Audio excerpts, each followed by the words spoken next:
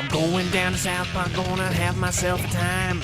The adult cartoon South Park, a mainstay on Comedy Central for the last 26 years. The show has evolved from the escapades of four crude, foul-mouthed kids to one that makes fun of celebrities and provides social commentary on current events and issues. We want privacy! We want privacy! This season, the show delved into the topic of artificial intelligence and its newest wonder, ChatGPT. ChatGPT? Yeah, dude. There's a bunch of apps and programs you can subscribe to that use OpenAI to do all your writing for you. People use them to write poems, write job applications. Owned and developed by OpenAI, a leading artificial intelligence research company, ChatGPT generates human-like replies to questions. The new technology has been making countless headlines since its November release, denounced by many as a free essay-writing, test-taking tool that makes it super easy for students to cheat on writing assignments. Because it came on like a tidal wave. It's inevitable. This is like trying to keep the tides away, or trying to keep the sand from being eroded on the beach. We can't stop it. The technology mimics the brain's ability to process information, drawing its responses from websites worldwide. So you're just giving the artificial intelligence the parameters and saying go. Write a poem about the sun, like according to Edgar Allan Poe or something, and then it just wrote like this original poem. It's sort of taking over our brains for us in a way. Central Piedmont Community College professor of information technology, D.I. Von Briesen, is fascinated by ChatGPT. During our visit, he asked it to create various artistic images, as well as a letter of recommendation for me. Jason is a talented writer who's able to distill complex information into clear and engaging prose. I can't write like that. I mean, I could, it would take a while, right? He has a knack for crafting compelling narratives that make complex topics accessible to a wide audience while maintaining the rigor and accuracy that is essential to good journalism. Jason, I love you already. And therein lies part of the problem. Because it's pulling from all sorts of websites, what ChatGPT spits out may or may not be factually accurate, leaving many to wonder, where's it getting this information from? I'm so curious with just how it works and how it thinks. Like, I'll just throw whatever I can at it and see what it throws back at me. Of course, having access to this sort of technology makes it very tempting for some students to want to take advantage of. And we also have another student who wrote a shockingly good paper. This one's called A Feminist Neoliberal Perspective of Post-War Afghanistan by Eric Cartman. Ah, yes, thank you. Thank you.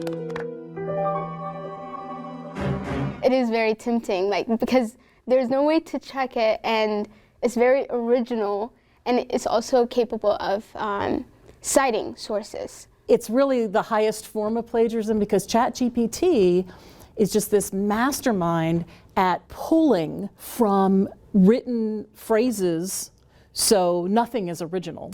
Liz Rogers teaches English and journalism at Central Piedmont. During her 30-plus years as an educator, she's seen it all, from the pre-internet days of students using Cliff's Notes and copying directly out of books, to now using ChatGPT.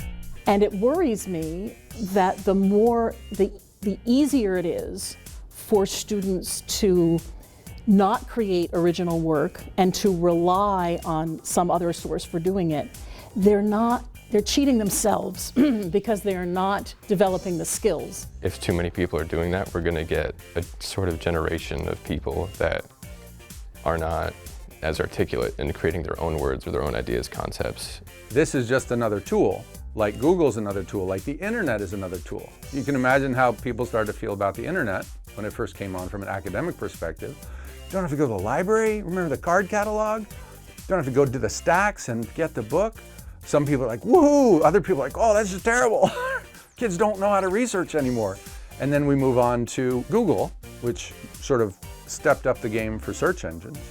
And now we're at the next step of that. It's not search engines, it's creation engines. This spring, Central Piedmont revised its academic integrity policy, adding AI-generated content as a no-no, unless a professor says it's okay and students cite its use as a source. All of the schools are freaking out.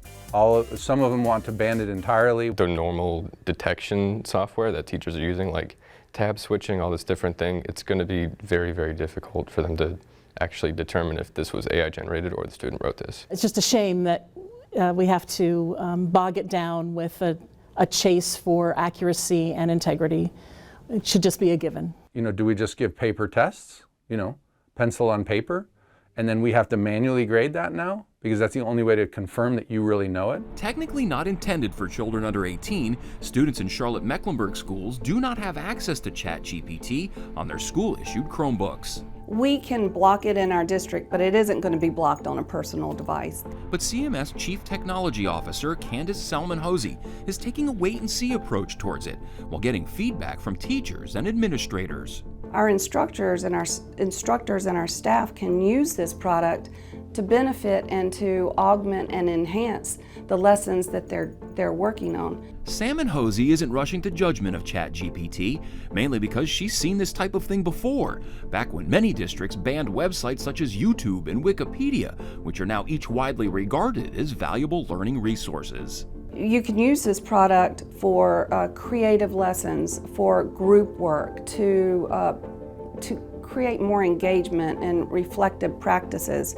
to talk about the process of learning how to write. The world is ever-changing, so too is technology and the way we gather and process information. Fighting the technology is just kind of going the wrong direction, but that doesn't answer the question of what we do about it. But what we do with that information is still being analyzed and figured out.